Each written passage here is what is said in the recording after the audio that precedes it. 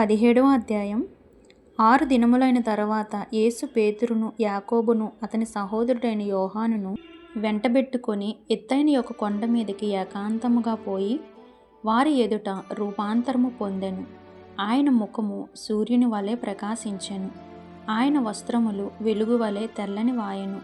ఇదిగో, మోషేయు ఏలియాయు వారికి కనబడి ఆయనతో మాటలాడుచుండిరి.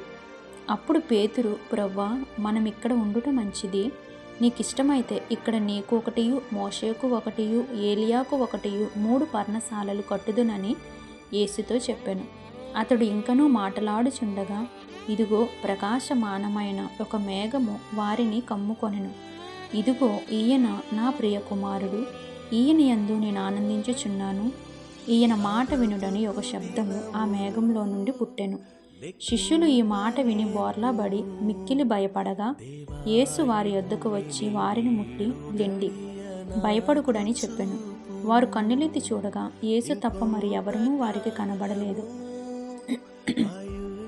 వారు కొండ దిగి వచ్చుచుండగా, మనుష్య కుమారుడు మృతులలో నుండి లేచే వరకు ఈ దర్శనము మీరు ఎవరితోనూ చెప్పకూడని యేసు వారికి ఆజ్ఞాపించెను.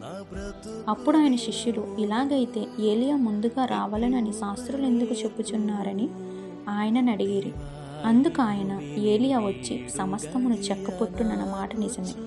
అయినను ఏలియా ఇదివరకే వచ్చాను, వారతనిని ఎరుగక తమకిష్టము వచ్చినట్టు అతని ఎడల చేసిరి.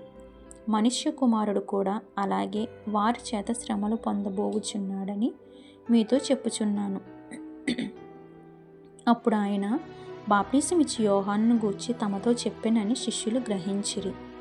వారు జనసమూహమునొద్దకు వచ్చినప్పుడు ఒకడు ఆయన యొద్దకు వచ్చి ఆయన ఎదుట మోకాళ్ళూని, ప్రభువా, నా కుమారుణ్ణి కరుణింపుము, వాడు చాంద్ర రోగి అయి మిక్కిలి బాధపడుచున్నాడు.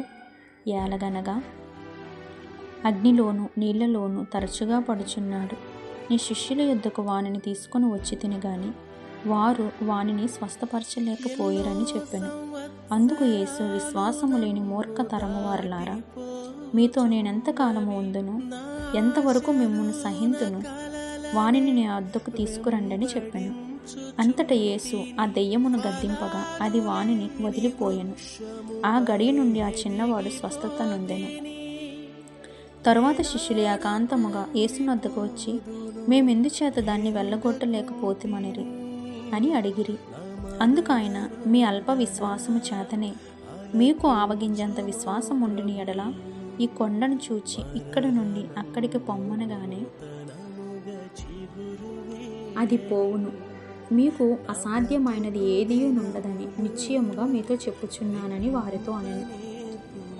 వారు గలిలయలో సంచరించుచుండగా యేసు, మనుష్య కుమారుడు మనుషుల చేతికి అప్పగింపబడబోచున్నాడు, వారు ఆయనను చంపుదురు, 3వ దినమున ఆయన లేచునని వారితో చెప్పగా వారు బహుగా దుఃఖపడిరి. వారు కపెర్నహూమునకు వచ్చినప్పుడు 1/2 షెకెలు అను పన్ను వసూలు చేయువారు పేతురునొద్దకు వచ్చి, మీ బోధకుడు ఈ 1/2 షెకెలు చెల్లింపడా అని అడుగగా చెల్లించుననెను. అతడు ఇంటిలోనికి వచ్చి మాటలాడక మునిపే యేసు ఆ సంగతి ఎత్తి, సీమోనా, నీకేమి తోచుచున్నది?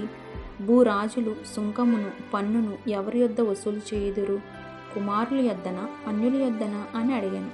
అతడు, అన్యుల యొద్దనే అని చెప్పగా యేసు, అలాగైతే కుమారులు స్వతంత్రులే.